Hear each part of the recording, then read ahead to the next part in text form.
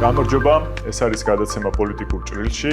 ეს უკვე მეორე გადაცემა, სადაც მე გიორგი თავართხილაძე და ნუკრი კაკულია კვირის ამბებს შევაჯამებთ, ვეცდებით საინტერესო მსჯელობა შემოგთავაზოთ მიმდინარე სიახლეებზე და ასევე დაველოდებით თქვენს უკავშირს კომენტარებში და გამოიწერეთ ეს არხი, უყურეთ ჩვენს გადაცემას, ერთად განვიხილოთ კვირის მნიშვნელოვანი ამბები ჩვენი ქვეყნისთვის და ერისთვის. ნუკრი, კარგი იქნება ალბათ დავიწყოთ ეს კვირა და ეს გადაცემა პირველ რიგში აფხაზეთზე საუბრით, იმიტომ რომ სულ ახლა ხანს 27 სექტემბერს ჩვენ გავიხსენეთ სოხუმის დაცემის დღე, ამას მოყვა შემდეგ სხვადასხვა განცხადებები, როგორც საქართველოში, ისე რუსული საოკუპაციო რეჟიმისგან და უშუალოდ რუსებისგან. რა სიახლეები გქონდა, რა ამბები გქონდა? მე პირველ რიგში მახსენდება ლავროვის განცხადება, ასევე განცხადებებს იყო, მაგრამ მინდა დავიწყო მოგესალმებით პირველ რიგში ყველას.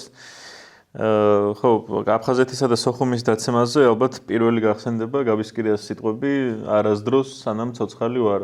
გაბისკირი არის ის ადამიანი, რომელმაც მართლა ველურებს სოხუმში შეჭრილ ველურებს არ დაუჩოქა და არ დაიჩოქა ეს ქართველებს რაღაცნაირად გვაქვს ეს ჟინი, რომ მტრის წინაშე დაჩოქება არ არის ჩვენი ესე ვთქვათ იდენტობის ნაწილი, თქვენ ვიცით ანწუხებელიც რომელმაც არც დაიჩოქა და არც დროშას დააბიჯა ფეხი, ქართველების გმირობა არ გვეშლება, ეს ბოლო პერიოდშია ვიღაცები ჩმორებად რო გთვლიან, თორე გაბისკირიას სული ყოველთვის იქნება ისეთი, როგორც იყო ქართველი კაცის და ქართველი მეუღლის სული.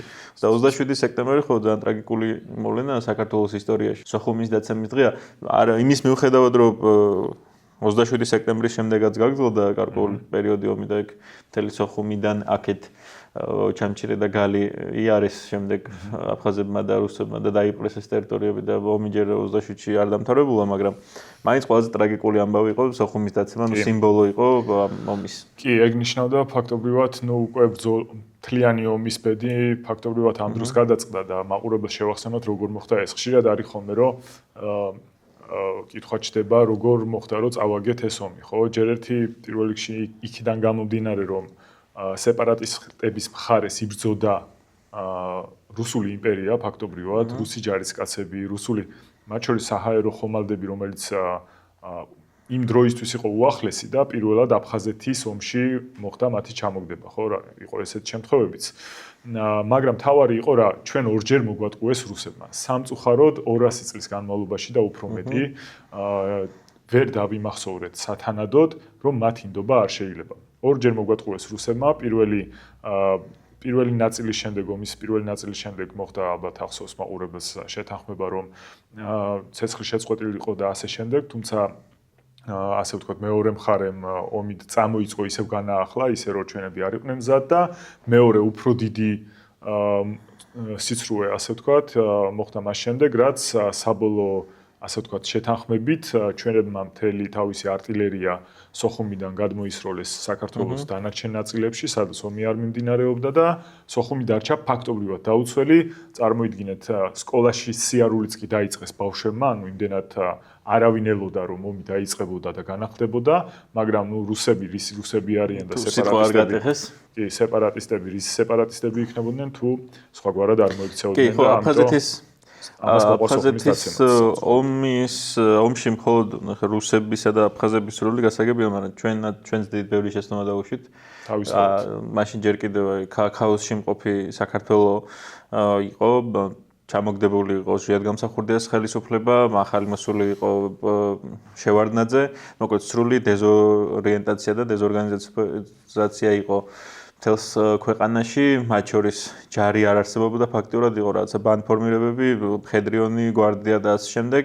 არ ქონდა იარაღი, არ ქონდა შესაბამისი აღჭურვილობა, ყავდა რაღაცა ტანკები, რომლებიც არ ვარგოდა როგორც ჩანს და შესაბამისად ხო, თავიდან როდესაც აფხაზებს ჯერ კიდევ მხოლოდ თავიანთი რესურსებით იყვნენ წარმოდგენილი ომში და არ ეხმარებოდა არც რუსეთი და არც ჩრდილო კავკასიური შენაერთები, მაშინ შეიგვეძლო ამ წინააღმდეგობის გადატეხვა, მაგრამ თავიდანვე ვერ შევძელით დავკარგეთ გაგრა და გაგრის დაკარგვამ შემდეგ შეუქცევადი პროცესი დაიწყო. მე ვფიქრობ მერეც შეგვეძლო ალბათ, მაგრამ აი თუნდაც მეორე შეთანხმებამ რუსეთთან საბოლოოდ ასე ვთქვათ მოცელა ეს ჩვენი მცდელობები რომ დაგვეცვა თავის ათანადოდ რა, იმიტომ რომ იქიდან რო არ გამოგვეყვანა ჩვენ артиლერია და ჩვენ რო არ გვეფიქრა რომ კი აი ომი შეწყდა და მოდი შეთანხმება შევასრულოთ, შესაძლოა ყველაფერი სხვაგვარად წასულიყო, იმიტომ რომ ომი მოულოდნელი რამეა, ვერ გაიგებ ერთი კვირის შემდეგ, ერთი თვის შემდეგ რა მოხდება, ამიტომ არ ვიცით როგორ წავიდოდა. ხო, მოკლედ, ხო, აფხაზეთი და სამაჩაბლო ჩვენი განუკურნებელი ტკივილია ჯერ კიდევ, მაგრამ ჩვენ არ ვკარგავთ იმედს, რომ დადგება ის დღე, როდესაც ერთად შევალთ ყველანი აფხაზეთში და ერთად აღვნიშნავთ საქართველოს გამთლიანებას. თავარია არ დავივიწყოთ და მუდმივად გვახსოვდეს ეს ამბავი და მტერს შესაბამისი პასუხიც გავცეთ. რა თქმა უნდა. სხვათა შორის მტერზე იყო საუბარი და გუშინ გამოქვეყნდა ბიზნეს წერილი, სადაც აღნიშნა რომ ეხლა გავიგეთო ვინ არის მტერი და მოყარე. ეს თვითონ ბიზნა, ხო? ხო, ჩვენმა მტერმა ბიზნამ, საქართველოს მტერმა ბიზნამ გამოქვეყნა წერილი, სადაც კიდევ ერთხელ ცდილობს ქართველი ხალხის რაღაც ნაწილი მოატყუოს და ამბობს რომ ეხლა გავიგეთ ვინ არის თურმე მტერი და ვინ არის მოყარეო და. ისე ცოტა ლირიული გადახვევა. შენი აზრით ბიზნა თვითონ წერს ამ წერილებს თუ ვინმეს კარნახობს და ის უწერს? წარმოგიდგენთ სცენა ბიზნესი დადის ოთახში და კარნახობს. მაგას თუ გულისხმობ დარწმუნებული ვარ. არ ამგონია რომ იჯდეს და წერდეს. ჯერ ერთი ისედაც მოსახერხებელია როცა საუბრობ და ვიღაც იწერს და ამას ადრეც აკეთებდნენ და ეხა ეგ ისეთი ტიპი არის რომ არ ამგონია რომ მაგისთვის ცენტრისო ვინ არის ბიზნეს გადამწერი? შათირიშვილი. შათირიშვილი უბრალოდ გამოსცემდა ფანტაზიორია. ეს პირად ფანტაზიორია. ალბათ მისი ცოლი წერს. არ ვიცი, ვერ გეტყვი. მაგრამ ვიღაც ალბათ კი ვიღაც ექნება ეგ ფუნქცია მინიჭებული. ხო და რას ვამბობდი რა რომ ამ წერილში ყველამ კარგად ვიცის ახლა რომ რუსეთს არ გულისხმობს ტრად ხო თავისთავად მიუხედავად იმისა რასაც აკეთებს რუსეთი და ერთი პატარა არგუმენტს მინდა შევეხო ნუკრი რომელსაც ხშირად იყენებენ ხოლმე რუსეთუმეები რა ესე ვიტყვი პირდაპირ რა ეს ხალხი იმისთვის რომ როგორმე გაამართლოს რუსების მიერ საქართველოს ოკუპაცია და აი ეს მთელი უბედურებები რაც თავზე დაგვატყდა და როგორმე პასუხისმგებლობა რუსებისგან ასე ვთქვათ ააცილოს რუსებს ესეთი საოცარი არგუმენტი მოყავთ რომ მაშინ ეს ამბები დასავლეთმა გააკეთა რუსეთის ხელითო წარმოიდგინა საიდანო და მე ვეუბნები ხოლმე რომ იგივე წარმატებით შეუძლია თქვა რომ მაშინ ეს ყველაფერი დასავლეთმა კი არ გააკეთა ინდონეზიამ გააკეთა და სირიამ გააკეთა და არაბეთმა იმიტომ რომ უნდათ რომ შუადერეფანი ტაილანდის ერთ-ერთმა საელჩო შუა ტაილანდის საელჩო მაგაც გადავა იმიტომ რომ შუადერეფანის განვითარება არ უნდათ და უნდათ რომ სამხრეთის დერეფანს ევლო და ალბათ მაგიტო გააკეთეს ნუ ეს არის სრული აბსურდი და სისულელე იქნებ ჩრდილოეთის დერეფანს უნდათ ის რა ქვია აი არსება და მაგიტომ ხო თავისთავად ეგ ცხადია რომ ეგრე იყო მაგრამ კიდევ ერთი აი ახლა ამ დღეებშიც რაც მოხდა არის ის რომ ნუ სერგეი ლავროვმა რომ განაცხადა რომ სამხრეთ ეგრეთ წოდებული სამხრეთ ოსეთი დემოკრატიულად ვითარდებაო ჯერმა დემოკრატია არ გაიშვას მაგრამ სერგეი ლავროვზე გადახვალ და დემოკრატიაზე და მოლდოვის არჩევნებზეც ახსენა მან აი ივანიშვილმა ომზე და ბრძოლაზე და წინააღმდეგობაზე ხო გასაგებია ვისაც გულისხმობს და იგივე ამბავია მამუკამდინარაძეს ჰქონდა გუშინ იმედზე ლაივი რაც სუსის უფროსი გახდა მაგას მე არ ჩანს ხოლმე ალბათ დაკავებულია რაღაცა დიდი სპეცოპერაციების აღმოჩენით და ქვეყნის დაცვით და ეგეთი რაღაც თქვა რომ როდესაც ჩვენ ყველა ერთად ამ ქვეყნისთვის ვიბრძოდით თავი გქონდა გადადებული ამ დროს ვიღაცები გვერდით ხელს ითვობდნენ ანუ ვიბრძოდით და თავი გქონდა გადადებული. ანუ ვის ებრძოდნენ გიორგი გამახსენე? 100%-ით ეს ამ ადამიანის ნათქვამი არის ყველა მხრიდან კრიტიკას იმსახურებს და ვერც ერთი მხრიდან ვერ გაუძლებს კრიტიკას. აი მოდი დავიწყოთ, რა ვიცი, ჩემით დავიწყებ. ალბათ 2012 წელს გულისხმობს ავარაუდოთ, არ ვიცი მაშინ. აქედან უნდა დაიწყო, აბა. ეს გულისხმობს ესე იგი გულისხმობს იმ პერიოდს, როდესაც ქართული ოცნების წევრები ვითომ კორუფციაში იყვნენ ჩართულები, ვინც აყავთ დაჭერები და იბრძოდნენ Deep State-ის წინააღმდეგ იბრძოდნენ. ანუ ესენი. კი. როდესაც ქვეყნის სუვერენიტეტს ქვეყნის რაღაცა ომისგან იცავდნენ ქვეყანას, მეორე ფრონტისგან იცავდნენ ქვეყანას, ამ დროს თუნდაც სხვები ესე კორუფციაში იყვნენ ჩართულები. ანუ გლობალურ ომის პარტიას ებრძოდნენ, მოიცა, გლობალურ ომის პარტიას ებრძოდნენ ამ დროს თურმე ჯუანშერ ბურჭულაძე იყო ჩართული. ანუ თან ჯუანშერ ბურჭულაძე არ დაგავიწყდა თავდაცვის მინისტრი იყო. ანუ თავდაცვის მინისტრი ჯუანშერ ბურჭულაძე რომელიც ღარიბაშვილის უახლოესი პიროვნება. თან ებრძოდა იმას რა ქვია deep states, თან ფულს შეულობდა. ოღონდ ეს მამუკა მდინარაძე მარიცოდა და მამუკა მდინარაძეც იბრძოდა. კი და თან ღარიბაშვილი იყო პრემიერ-მინისტრი, რომელიც ამ ყველა მინისტრების ასე ვთქვათ დაახლოებული პირი იყო და პირიქითაც შეიძლება ითქვას და ეს კორუმპირებული ხალხი მაშინ იყო მთავრობის ასე ვთქვათ მეთაურები იყვნენ და თან ებრძოდნენ deep states თურმე, მაგრამ სინამდვილეში არ ებრძოდნენ და გამოდის ვინ გადაარჩინა ახლა მამუკა ბოდიში მამუკა მდინარაძემ გადაარჩინა ხაზარაძე გამოგვეჭს კი ხო და არ მინდა იმ თემას ჩამოვშორდა ერთი ამბავი მინდა უთხრა ქართველებს რა იმ ადამიანებს ვისაც არ ვიცი ალბათ 5% შეიძლება ეგეთი არაგონივრული რამის ჯეროდეს რომ 91-ში როცა საერთოდ დასავლეთს სრულად არც კი ყოლია საქართველოს აღიარებული დამოუკიდებელ ქვეყანად ხო და ჩაჭანება არ იყო არაფერი მაშინ ბალკანეთში მიდიოდა უკვე დიდი დაპირისპირება მაშინ კი არც ეს სამწუხაროდ ეგრე იყო და თუ ვინმე შეერა რომ აი ეგეთ პერიოდში როცა აღიარება არ ქონდა არავითარი ჭაჭანება არ იყო დასავლური ინტერესის საქართველოში და ნეტა ყოფილიყო ხო მაგ დროს რომ დასავლეთში ვინმე მოიცალა იმისთვის რომ რუსეთი გაეკონტროლებინა რომ საქართველოში აფხაზეთში და ცხინვალში ომი ეწარმოებინა აი მაგის თუ ვინმეს გჯერათ მოისმინეთ პუტინის მრჩევლის პრეზიდენტის ადმინისტრაციის ხელმძღვანელის პირველი მოადგილის სერგეი კირიენკოს ეს განცხადება, რომელსაც ახლახანს გააკეთა რამდენიმე დღის წინ სოხუმში იყო ჩასული ხშირად სხვათა შორის, იმიტომ რომ ის არის კურატორი ოკუპირებული ტერიტორიების, ანუ მასაბარია ოკუპირებული ტერიტორიები. და ეს ადამიანი ამბობს, რომ ჯერ კიდე წავიკითხავ სიტყვასიტყვით. ესე იგი 92 წელს რომ ომი მიმდინარეობდა, ამასთან დაკავშირებით ამბობს ესეთ რამეს, რომ მაშინ რუსეთი თქვენთან იყო, ჩვენი ერები დააკავშირა სისხლმა.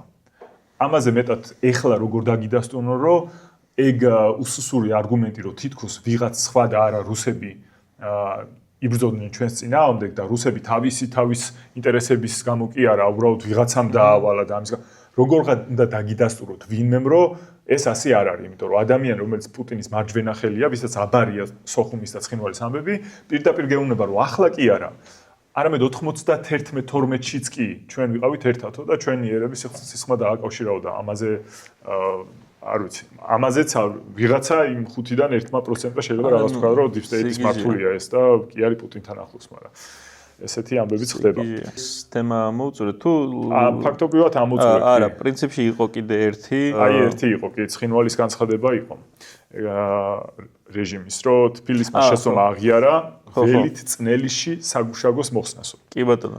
თან ამასებიმ შესაძ დღეს სამხრეთ ოსეთი წარმატებით ვითარდება დემოკრატიულ სახელმწიფოდ, ესე იგი სერგეი ლავროვი. ანუ ესე იგი სამხრეთ ოსეთი თან დემოკრატიული ქვეყანაა, თან სუვერენული ქვეყანაა, დამოუკიდებელი ქვეყანაა და ბიძინა ივანიშვილის ბოდიშის გამო და 2008 წლის ომის ჩვენზე დაბრალების გამო სამხრეთ ოსეთის ხელისუფლება ითხოვს რომ ჩვენ ვაღიაროთ ისინი.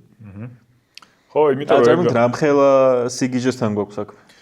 ეგ იმიტომ რომ ლოგიკური გაგრძელება ისევ და ისევ გავიმეოროთ ბოდიშის მოხდისა, თუ კი თავის თავს დააბრალებს, ასე ვთქვათ, თავისიანებს დააბრალებს რეჟიმი ამ ომის დაწყებას, ბიზნეს რეჟიმი, გამოდის რომ შემდეგი მოქმედება არის აღიარება იმ გარემოების, რაც აი ამ შეცდომამ და ასე ვთქვათ დანაშაულმა ბრჭყალებში თავისთავად გამოიწვია. ნუ სამწუხაროდ ეგ არის და საგუშაგოზე მინდა უთხრა იმ ადამიანებს, ვინცაც გონიათ, რომ შეიძლება ახლა რეჟიმმა მართლა მოხსნას ეს საგუშაგო, იმიტომ რომ მთელი პოდკასტი წულუკიანის ეძღვნებოდა დიდწილად საგუშაგო როგორ ჩავდგით, ეს როგორ გავბედეთ, რომ ჩვენი ტერიტორია დავიცავით და იქ გვაქვს ახლა საგუშაგო და არ არის იქ სეპარატისტების ასე ვთქვათ საგუშაგო პოსტი, ხო? ეს როგორ გაბედეს თურმე? ჯერ ერთი ამას ვხედავთ, რომ ომის დაწყება არ მოყოლია, ეს ფაქტია, მაგრამ ვინმეს თუ გონია, რომ ახლა ამ საგუშაგოს მოხსნით, რაიმე სიტუაციას გაანეიტრალებს, მინდა იცოდეთ ძვირფასებო, რომ შემდეგი მოთხოვნა სეპარატისტების და რუსების არის, რომ საქართველოს გადასცეს მათ ყაზბეგის რაიონი, გადასცეს მთელი არაგვის ხეობა, მათ შორის მცხეთას მოიხსენებენ თავის დედაქალაქად. გორი, რატომაც არა? ხო, ნუ გორი რატომაც არა? ხაშური რა. კი, ხაშურზეც სამცხეთ ჯავახეთზე არა, ხორეზია რატო იცი? იმიტომ რომ სომხეთში არიან პრორუსები, ვინც ცდილობენ გაავრცელონ ეს დიდი სომხეთის ნარატივი და ყველა მეზობელს ეხებიან იქეთ თურქეთს, აზერბაიჯანს ასე შემდეგ და ნუ საქართველოზე მოდიან ტყვრამდე და რახან ესენი პრორუსები არიან და ერთმანეთს ვერ შეეწინააღმდეგებიან, სხვათა შორის ეგეთი რუკებიც აქვს დაბეჭდილი, სადაც ცხინვალის რეგიონში კი სეპარატისტები ჩამოსულები არიან ხაშურამდე და ქვემოდან სომხები არიან, თითქოს სომხებში გულისხმობ აი ამ პრორუსებს, თორე სომეხიერი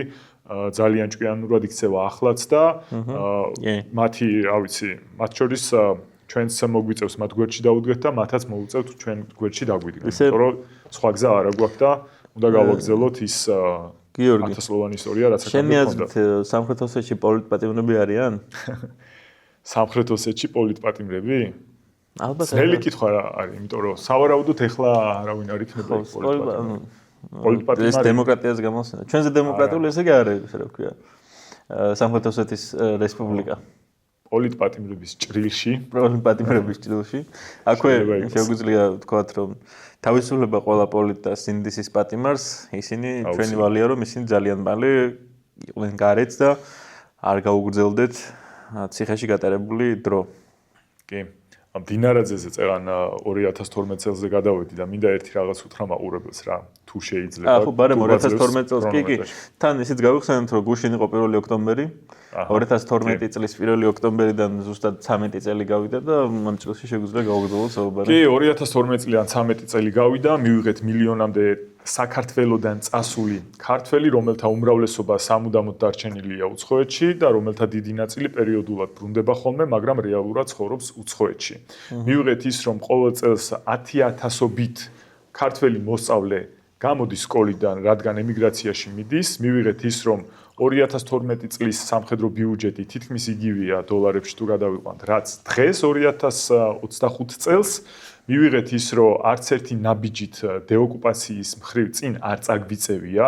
13 წლიანი ეგრეთ წოდებული სტრატეგიული მოთმინების შედეგი არის ის, რომ არათუ წინ არ წაგვიწევია, არამედ მოგვიკლეს ოთხოზორია, მოგვიკლეს ტატუნაშვილი და კიდე სხვა მრავალ გინტური და ასე შემდეგ და კიდე აწამეს მრავალი ქართველი, როგორც სოხუმის საპრობილეში, ისე ცხინვალში. ამავდროულად დაგვემატა ოკუპირებული ტერიტორიები, არა მხოლოდ ჩორჩანის, რომელსაც ცდილობენ რომ გახარიეს გადააბრალონ.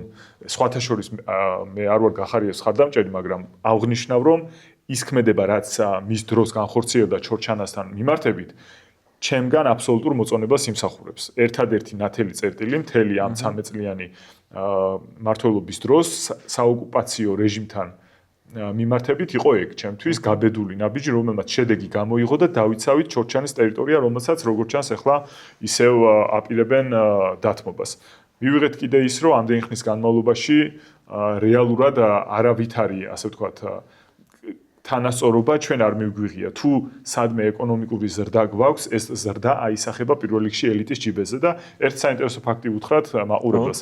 ხშირად იწონებენ თავს კოცები ეკონომიკური ზრდით. ეკონომიკური ზრდა არის შემდეგი, მთლიანი შიდა პროდუქტის ზრდა, ასე ვთქვათ, ნიშნავს მთელი, ასე ვთქვათ, შეფასებული ქონება, რაც შეიძლება ეკონომიკაში არსებობდეს ქვეყანაში, აი ეგ არის შეფასებული და მოკლედ გაიზარდაო 7%-ით. მათ შორის წინა წელს და მეგობრებო, ამაში მათ შორის იცით რომელი პროცენტი იგულისხმება?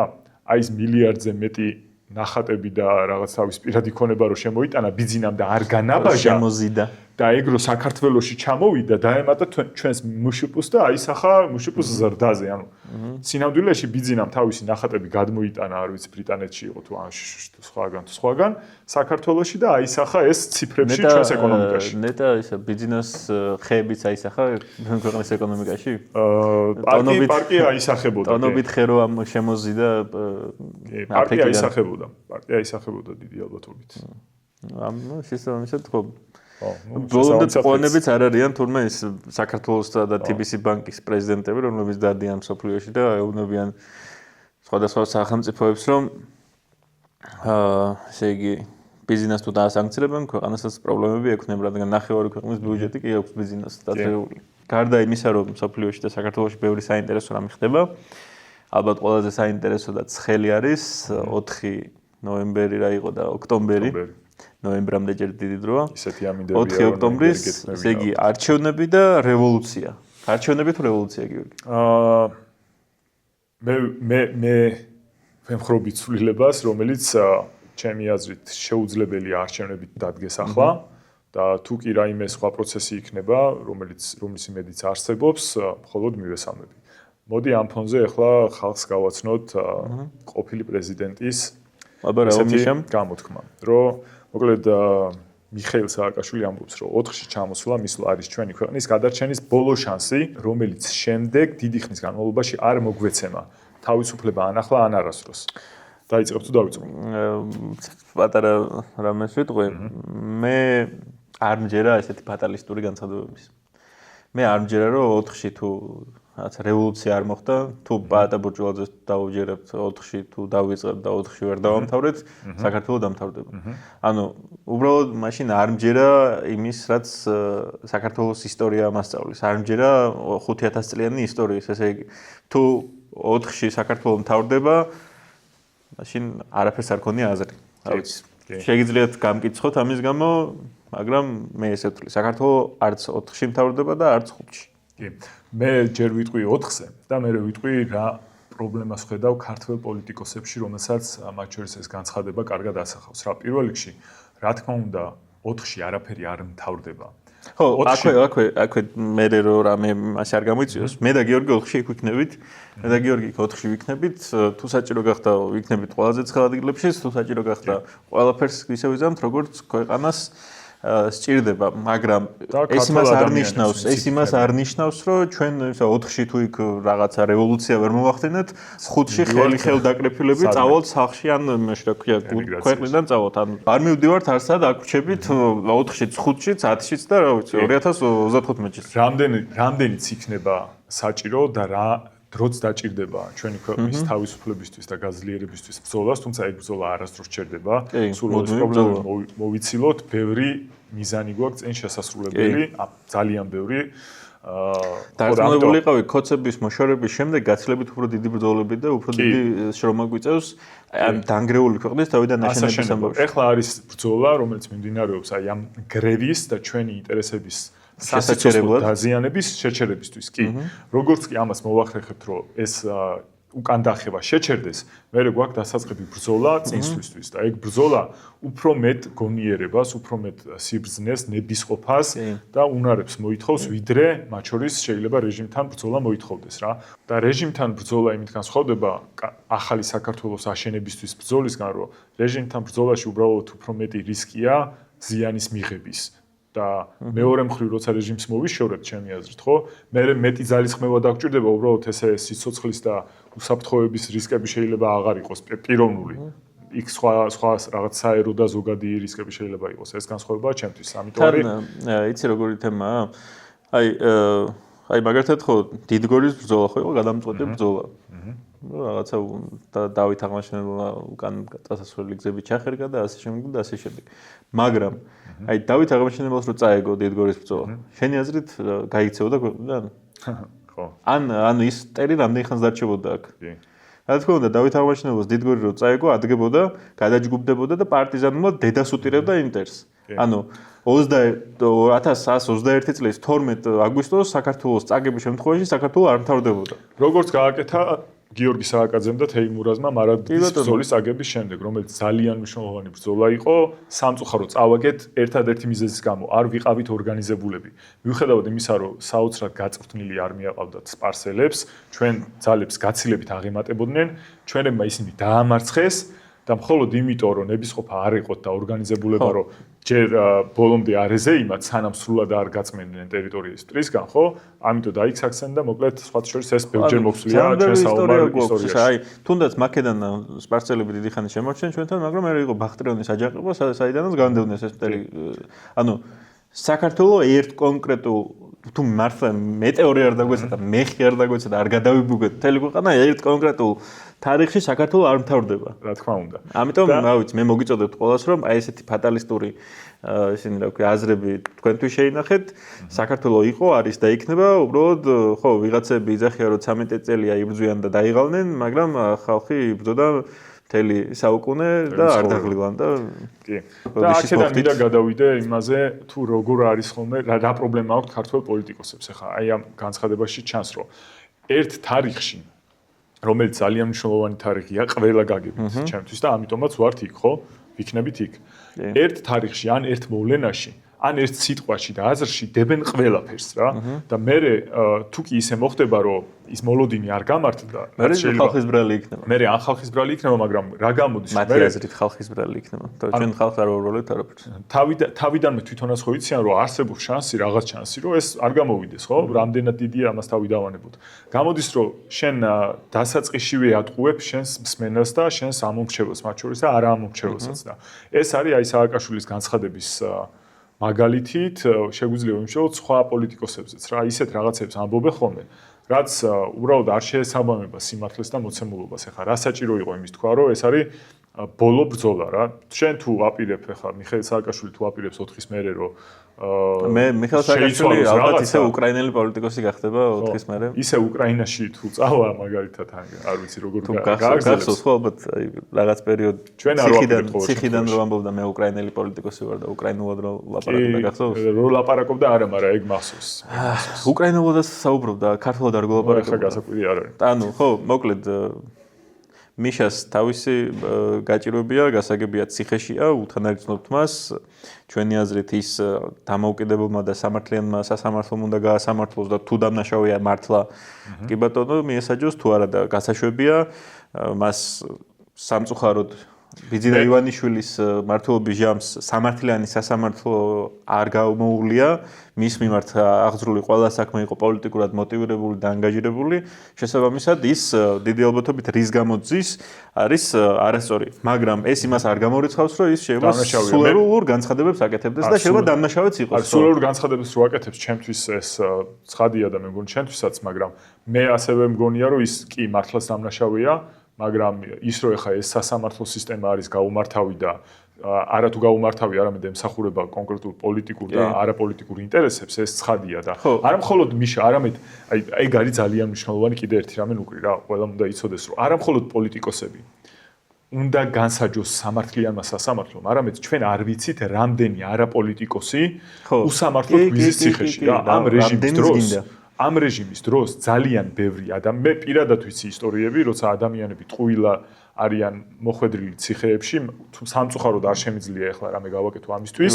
ახლა, მაგრამ ჩვენ როგორც კი რეჟიმს შევცვლით, ყველა საქმე უნდა გადაიხედოს და თუ კი სადმე ამოწურულია, ასე ვთქვათ, ბერკეტები დღევანდელი კანონმდებლობით, ის ბერკეტები უნდა გაჩნდეს, რომ სამართლიანმა სასამართლომ განიხილოს არა მხოლოდ პოლიტიკოსების, არამედ არაპოლიტიკოსების საქმეები. სხვა შორის მახსენდება უჩაბაშიძის წერილები ციხიდან, რომელიც უკვე თითქმის 2 წელია ციხეში ზის. იქ ყოფი სხვა პატიმრების ნაამბობი, რომ ისინი აიუნებიან ძალიან ჩაობიროთ, რომ შენ თუ ხარ რაღაცა პოლიტპატიმარი და შენს თუ ცუდად მოგექცნენ, მეც ცუდად მომექცნენ ზვაო. მეც ჩამიდეს, მეც ჩემთანაც დაარღვიეს ყველანაირი წესი და ასე შემდეგ და ასე შემდეგ. და ნუ სასამართლო რო არ გვაქვს, ეგ მოწმობს ისიც, რომ გიორგი ბაჩიაშვილის მშობლებს რომლებიც საერთოდ არაფერ შუაში არ არიან, გიორგი ბაჩიაშვილის საქმესთან. ზოგადად ბაჩიაშვილის საქმეც ხო შეკერილია და სრულიად უაზროდ და ტყუილად ითხოვს ბიძინა ივანიშვილი მისგან ფულს. სესხი მისცა, იმ სესხის ფული გააკეთა. ხო და ეს სესხი დააბრუნა. სესხი დააბრუნა პროცენტით და ეუბნება რომ შენ მაგ სესხით რო ფული იშოვე, ეგ დამეცია. ანუ ხო სიგრასი გიჟია. მოგთხოვოს ჩვენი ბიზნესისთვის აღებული სესხიდან მიღებული აი ჩვენი ბიზნესი რა, ეგრე ეს არის სრული სიგიჟე. თან ეს სასამართლოც ადგა და ბაჩიაშვილი 11 წლის ჩასვა ბაჩიაშვილის მშობლებს პატიმრობა შეუფარდა საბედნიეროდ ისინი აქ არ არიან, საქართველოში არ არიან და ამით გადარჩნენ. ანუ ბაჩიაშვილის მშობლებისა მე მგონი. და რის გამო რომ აი ოჯახ, ანუ ხო ეს ერთადერთი იმისთვის არის რომ ბაჩიაშვილზე ზეწოვა მოახდინონ. და გელახასაია ჩასვეს ციხეში სრულიად მოგონილი მიზეზის გამო. ანუ წარმოგიდგენთ რა სიგიჟესთან გვაქვს საქმე, როგორც შესაძლოა ამბობს, გელახასაიაზე ვიღაცა ჩუვაკმა გადაწყვიტა სექსუალური ძალადობა გელახასაიამ ამის წინააღმდეგობა გაუწია და ამის გამო გელახასაია დაიჭირეს. ანუ ვიღაცამ გელახასაიას ისე გაუპატიურება მოინდომა შსს მიხედვით, გელახასაიამ თავი დაიცვა და ამის გამო გელახასაია დაიჭირეს. ნუ მან რა სიგიჟეა? ის არ არის გასაკვირი, იმიტომ რომ ლევან ჯობავას ამბავი გვახსოვს, უბრალოდ ლევან ჯობავაზე განსხვავება ის იყო, რომ სანამ შეძლეს დაჭერა, მანამდე მოყვა დიდი ნებათაღელვა და ვეღარ გააკეთეს ეს და გელაზე ისე უცებ გაითვალისწინეს როგორც ჩანს ეგ და სანამ ამბავი გატყდებოდა, მანამდე უკვე დაიჭირეს და მერე გააცელეს ეს ამბავი. ანუ აბსურდი რა არის? საქმის პროკურორი ამბობს, რომ გელახასაია თავისი ფეხით მივიდა განყოფილებაში, როდესაც სახლიდან გაიტაცა 10-მდე მან რა ქვია პოლიციელმა. კი. და ამის პარალელურად კოცების და ბერაზმაკაცი გარეწარი რაგვარია ბასლანზე, რომელიც კამერების თვალწინ მიუვარდა თავის ბიზნეს პარტნიორს იარაღით და იარაღით ემუქრებოდა და მე ისა რა ქვია ბიზნესის დაახია გარეთ არის. და გელახასაია, რომელიც შსს მიხედვით ჯერ ბოლომდე არ ვიცი დეტალები, თავს იცავდა ციხეში. კი. რასიგია რომელმაც ხელი გაარტყა ორი ადამიანს, კაცს 2 წლიც ის და ადამიანი რომელიც იარაღით ქალებთან ერთად, ოჯახის წევრებთან ერთად და გარემოც ადამიანების სივრცეში, ასე ვთქვათ, საჯარო სივრცეში დაადგა სხვა ადამიანს იარაღით ღიად და მე იძახდნენ სანთებელა იყო, მაგრამ მაგას არ აქვს მნიშვნელობა. მართ ჯერ ერთი სანთებელად სიგარეტის მოსაკიდებლად არ მისულა, ეგ ვიცით და სანთებელა რატომ უნდა ჭეროდა, მაგრამ მან სხვათა შორის არ აქვს მნიშვნელობა სამართლებრივად სანთებელა იყო თუ არა. როცა განცდა არის რომ ეს იარაღია, ის ყაჩაღობათაც კვალიფიცირდება ხოლმე, მათ შორის როცა ამ სანთებელის გამოყენებით ხდება რა. და მეორე რომც არ ყოფილიყო ფიზიკურად გაუსწორდა და დაკითხვაზე ის ადამიანი დაიბარეს, ვინც დაზიანდა მაშინ. და არა ეს კოცი. მოკლედ ეს გადახვევები იმის საილუსტრაციოდ გვინდოდა, რომ ქართული სასამართლო არ არსებობს, ქართული სასამართლო არის პირადად ბიძინა ივანიშვილის ჯიბის კანტორა და შესაბამისად მიშა სააკაშვილსაც ხო ეკუთვნის სამართლიანი სასამართლო და ამ სამართლიანმა სასამართლომ და რეალურად მართლა თემიდან გადაწყვეტოს მისი ბრალეულობა. და იქამდე კი მიშა კი ვხედავთ რა განცხადებებსაც აკეთებს და სხვათა შორის 4 ოქტომბერს ისე რომ დაუბრუნდეთ. ყველაზე მნიშვნელოვანი თემა ახლა ეს არის, ამაზე მნიშვნელოვანი ალბათ არაფერი არ არის. დღეს გავრცელდა GDD-ს თანამშრომლების სიაც და ხო მოკლედ 4 ოქტომბერი ძალიან საინტერესოა იმით, რომ ესე იგი ვიღაცები ამბობენ პაატა ბორჭულაძე დიდი პატივისცემის მიუხედავად ამბობს შემდეგ რამეს, რომ 4-ში ვიწყებთ, 4-ში ვამთავრებთ. თუ ვერ ვამთავრებთ? თუ ვერ ვამთავრებთ, ბრალდება ეს ყველაფერი ქართულ ხალხს და ქართულ ხალხს უდაბრალდა ესე იგი, რა ვიცი, არ გამოდის რაღაც ვერ ეწყობა კარგად. 4-ში თუ ვიწყებთ და 4-ში თუ მთავრდება და ეს რეჟიმი იცვლება, ძალიან კარგი, მაგრამ მაგაზე წინააღმდეგი არავინ არ არის. ჯერ ერთი არავინ იცის ეს როგორ ხდება, ამიტომ რაც შეიძლება მეტი ადამიანი მივიდეთ ხალხო, რა თქმა უნდა, ყველა შემთხვევაში რაც არ უნდა სიტუაცია როგორც არ უნდა დაალაგდეს, როცა ყალიბდება რეჟიმი და დიქტატურა, ხალხის დიდი მასის შეკრება, რომელიც მის წინააღმდეგაა განწყობილი, არასდროს არ არგებს ხოლმე რეჟიმს, არასდროს. ის თუ რაღაც საოცარი მომხრეებმაც კი შეცვალონ ეს თავრობა ჩაუშესკუ რო გავიხსენოთ. კი, ეგეც საკუთარ მიტინგზევე რომ ეგეც არ არის გამორიცხული, იმიტომ რომ მათ შორის ვიცით ხო რომ იმ ადამიანებს, ვინაც რეალურად კოცებს მისცეს ხმა, ხო? იმ ადამიანებსაც დიდად არ ეპიტნავებათ, ასე ვთქვათ და არ ეხატებათ გულზე ოცნება და რა მომენტში მოხდება ეგ ცვლილება, ეხა რიჟვაძის ამბავმა რა ნებათაღელვა გამოიწვია აჭარაში, ეგ იციან ადამიანებმა, ღარიბაშვილის ამბავმა რა გამოიწვია, მე გულისხმობ იმ ადამიანებში, ვინც იყვნენ და ხარდაჭერები ამ კოცების გამო, იმიტომ რომ ვთქვათ რიჟვაძისგან გამომავალი, ასე ვთქვათ, წრის გულშემატკივრები იყვნენ და იგივე ღარიბაშვილის დედოფლის წყაროში და ასე შემდეგ და არ არის ეგეც გამორიცხული და იმიტომაც არ არის გამორიცხული, რომ ამა თავი რო დაანებოთ ზოგჯერ მათ იძულებით მისცეს ხმა, ზოგჯერ უბრალოდ სხვა ალტერნატივა ვერ დაინახეს, თორე ყველა კარგად ხვდება უმრავლესობა სინამდვილეში, როგორი არასწორები არიან, მარტივად რო ვთქვათ. ხო, კაი, რევოლუცია და არჩევნები? არჩევნებზე რა გინდა რო ვთქვათ? არჩევნებზე, ხო, 4-ში ეგრეთ წოდებული არჩევნები, არჩევნებიც სტარდება. გუშინ სხვათა შორის თბილისის ოპოზიციის ნაწილის მერობის კანდიდატმა ირაკლი კუპრაძემ და ვიცე-მერობის კანდიდატმა ალეკო ელისაშვილმა წარადგინეს ის კამერები წინა გადაცემაში რაც ვისაუბრეთ, კამერები, რომლებსაც დადგამენ თბილისის ყველა უბანზე. რაღაცა პრეზენტაცია ჰქონდათ. რა ვიცი, კამერების იმედად თუ არა გამახსენდა, კამერები და არჩევნები ხო ზეგაა. კი. ხო, ნუ ამას როცა ვწერთ, არჩევნები ზეგაა. და როდისღა უნდა იყოს დებატები? საერთოდ თუ არის დებატები, სხვათა შორის არის დებატები. აქამდე უნდა ყოფილიყო იდეაში, იმიტომ. სხვათა შორის ყველაზე ესეთ წონიანი დებატები რაც ვნახე იყო რაქვიაშვილი, კუკავა და ზურა მახარაძე. რაღაცა დებატი. ეს იყო სულ დებატი არა, უბრალოდ რაღაცა საუბარი. მანდ მე კუკავას გქონდა. კუკავამ თქვა რომ აი თქვენ გასაბერი ისინი ქონდათ ეკლესიები და რაღაც ეგეთ ჟანრში წარიმართა მთელი ეს საუბარი. ხო, არაფერი განსაკუთრებული. ხო, ეგ ძალიან დიდი პრობლემაა. მე შორის კუკავა უფრო გულსფერი მგონია ხოლმე ვიდრე დანარჩენი ორი. მაგრამ ეს ჩემი ისეთი შეფასება. ჩემი აზრით კუკავას ხო ეხლა კუკავას არ ექნება. გაიზიარებ აუცილებლად. კუკავას ხო არ ექნება ილუზია რომ არჩევნებს მოიგებს, მაგრამ ძალიან რაღაცა ის აქვს თავის პარტიაში ახალი პროექტი აქვს, გამოსახლებებს აჩერებს თუ რაღაცა, ვინც ეს თუ გამოსახლება ემუქრება, მიდის ეხმარება და მე მგონი და მე მგონი თუ მისი ჩართვა პარლამენტის ამ არჩევნებში ემსახურებოდა მხოლოდ იმას, რომ ეს თავისი ეს პროექტი გაეცნო საზოგადოებისთვის, უფასო პოლიტიკური რეკლამა მიიღო, მთელი თვე ტრიალებს ტელევიზორებში მისი ეს განცხადება რომ აი დაგეხმარებით ყველას ვინც გამოსახლება გინდათ, რაღაც ალბათ ისევ მის უბანზე სამხვას აიღებს 4-ის ნაცვლად. გახსოვს ხო ის? ო, მახსოვს კი. 4 მთელი ოჯახი მაძლევდა ხმას და 4-ნი ვიყავით სულ და 3 ხმა ავიღეო. ალბათ 3-4 ხმას ისევ აიღებს, მაგრამ აი ეს მესიჯი გავრცელდება და ამისთვის და აი სხვები არ ვიცი. კალაძე მოგებას აპირებს და გორბის კვლევების მიხედვით 60%-ზე მეტს იღებს. მეორე მესამე ადგილს კუპრაძე და იაგო ხუჩია იყოფენ. რა ვიცი, ნახოთ არჩევნებიც საინტერესოდ ჩაივლის. ნახოთ. არ ვიცი, შეიძლება ბევრი მოულოდნელობა შემოგთავაზოს არჩევნებმაც ეგრეთ წოდებულმა და ისე 4 ოქტომბერმაც. ხო, მოდი ბოლოსკენ რო წავიდეთ, გადავალოთ თვალი კიდე რამე თუ გქონდა ესეთი მონიშნული. ზარქუას საახლობლოს დაჭერის ამბავი გამოგრჩა. ხო.